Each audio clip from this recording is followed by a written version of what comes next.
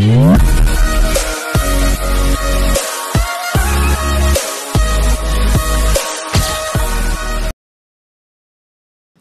నమో వెంకటేశాయ. అందరికీ నమస్కారం అండి. Welcome back to my channel Tirumala talks.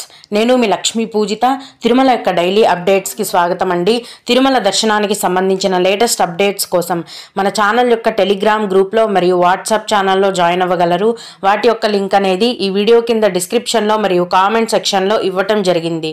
ఈ వీడియోలో ఈరోజు తిరుమల దర్శనం యొక్క పూర్తి వివరాలను గురించి, దర్శనానికి ఎంత సమయం పడుతోంది అన్న విషయం గురించి మరియు భక్తులు అడిగిన ముఖ్యమైన దర్శనానికి సంబంధించిన సందేహాలకు సమాధానాలను గురించి కూడా తెలుసుకుందాము.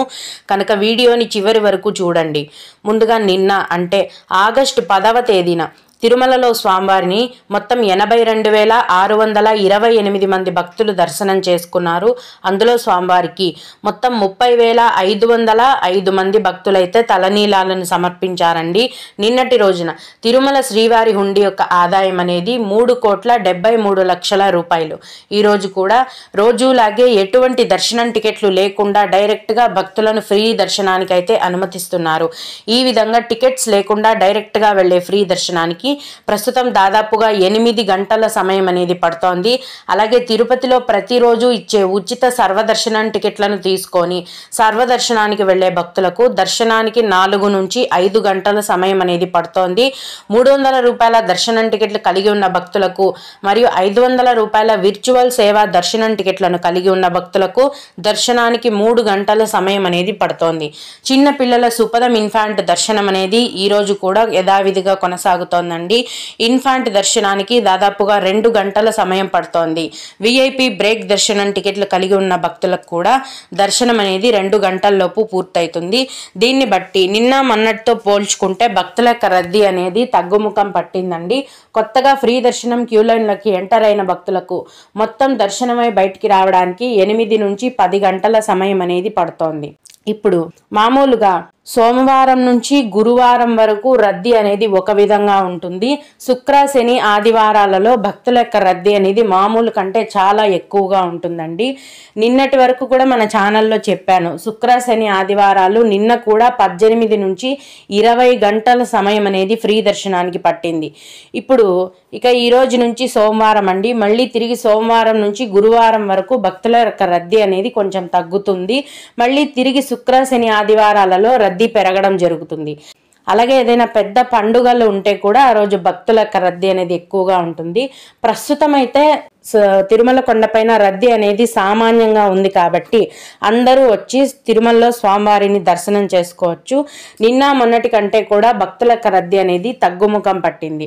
ఇక సర్వదర్శనం టికెట్ల విషయానికి వస్తే గనక తిరుపతిలో శ్రీనివాసం, విష్ణు నివాసం కాంప్లెక్స్లలో మరియు అలిపిరి భూదేవి కాంప్లెక్స్లో ప్రతిరోజు కూడా ఉచితంగా సర్వదర్శనం టికెట్లను టీటీడీ వారు కేటాయిస్తున్నారండి. ప్రస్తుతం అయితే ప్రతిరోజు సాయంత్రం 4-4:30 గంటల నుంచి ఉచిత సర్వదర్శనం టికెట్లను టీటీడీ వారు కేటాయిస్తున్నారు. ఈ టికెట్ల కోసం ప్రతిరోజు కూడా మధ్యాహ్నం నుంచే వందల మొత్తంలో జనాలు క్యూ లైన్లలో వేచి ఉండటం జరుగుతుందండి. ప్రస్తుతం సర్వదర్శనం టికెట్లు కావాలనుకునే భక్తులు మీరు ఏ రోజు దర్శనానికి వెళ్ళాలో దాని ముందు రోజున మధ్యాహ్నం నుంచే ఈ తిరుపతిలోని సర్వదర్శనం టికెట్ కౌంటర్లలో మీరు క్యూ లైన్లో వేచి ఉంటే గనక సాయంత్రం 4-4:30 గంటల నుంచి టికెట్లను కేటాయించడం జరుగుతుంది. ఈ సర్వదర్శనం టికెట్స్ని తీసుకోవాలంటే మీ యొక్క ఆధార్ కార్డు ఒరిజినల్ కానీ జిరాక్స్ కానీ ఖచ్చితంగా ఉండాలండి. ఈ విధంగా మీరు తిరుపతిలో ఇచ్చే సర్వదర్శనం టికెట్లను తీసుకొని స్వామివారి దర్శనానికి వెళ్ళొచ్చు. ఏ రోజుకు సంబంధించిన దర్శనం టికెట్లను దాని ముందు రోజు కేటాయించడం జరుగుతుంది. ఇక శ్రీవారి భక్తులు అడిగిన ముఖ్యమైన దర్శనానికి సంబంధించిన సందేహాలకు సమాధానాలను గురించి తెలుసుకుందాము. ఇవి అడిగిన వారికే కాకుండా దర్శనానికి వెళ్లే ప్రతి ఒక్కరికి కూడా ఉపయోగపడతాయండి. ఒక భక్తుడు, మేడం వృద్ధులకు 65-77 ఏళ్ళు ఉంటే వాళ్ళ వెంటనే కూతురు కానీ మనవడు కానీ వెళ్ళవచ్చా అని అడిగారు. లేదండి, బుకింగ్ అప్పుడు మీరు ఎవరి డీటెయిల్స్ ఫిలప్ చేస్తారో వాళ్ళే వెళ్ళాలి. అప్పుడు కూడా వైఫ్కి తోడుగా హస్బెండ్కి తోడుగా వైఫ్ యొక్క డీటెయిల్స్నే ఫిలప్ చేయాల్సి ఉంటుంది. కానీ మిగతా కుటుంబ సభ్యులు ఎవరిని కూడా సీనియర్ సిటిజన్ దర్శనానికి అనుమతించరు. మీరు కావాలంటే క్యూ లైన్ దగ్గర మీ పేరెంట్స్ని వాళ్ళని వదిలిపెట్టి వాలంటీర్స్ని కొంచెం పట్టుకొని హెల్ప్ చేయమని అడగచ్చు. అలాగే అక్క అభిషేకం టికెట్స్ డిప్లో రిలీజ్ చేయరా అని అడిగారు. ఆన్లైన్ లక్కీ డిప్లో అభిషేకం టికెట్లను కోటాను విడుదల చేయరండి. తిరుమల కొండపైన సిఆర్ఓ ఆఫీస్లో ప్రతిరోజు ఆఫ్లైన్లో డిప్ అనేది వేస్తారండి. ఏ రోజుకి ఆ రోజే రిజల్ట్స్ని తీస్తారు. ఇక్కడ తిరుమల కొండపైన అయితే సిఆర్ఓ ఆఫీస్లో ప్రతి గురువారం నాడు అభిషేకానికి లక్కీ డిప్ అనేది రిలీజ్ చేయడం జరుగుతుంది. ఎందుకంటే అభిషేకం శుక్రవారం చేస్తారు కాబట్టి ప్రతి గురువారం మాత్రమే ఆఫ్లైన్ లక్కీ డిప్లో సిఆర్ఓ ఆఫీస్లో అభిషేకం కోసం లక్కీ డిప్ అనేది వేయడం జరుగుతుంది. ఆ రోజు కనుక మీరు తిరుమలలో ఉన్నట్లయితే అభిషేకానికి డిప్ వేసుకోవచ్చు. అలాగే శ్రీవాణి టికెట్ నవంబర్వి ఆన్లైన్లో బుక్ చేసుకుంటే మరి అదే రోజు రూమ్స్ అక్కడికి వెళ్ళి తీసుకోవాలా లేక ఆన్లైన్లోనే బుక్ చేసుకోవచ్చా అని అడిగారు. శ్రీవాణి టికెట్లు కలిగి ఉన్న భక్తులకు శ్రీవాణి టికెట్లతో కలిపి సపరేట్గా అకామిడేషన్ కోటాను కూడా ఆన్లైన్లోనే విడుదల చేస్తారండి.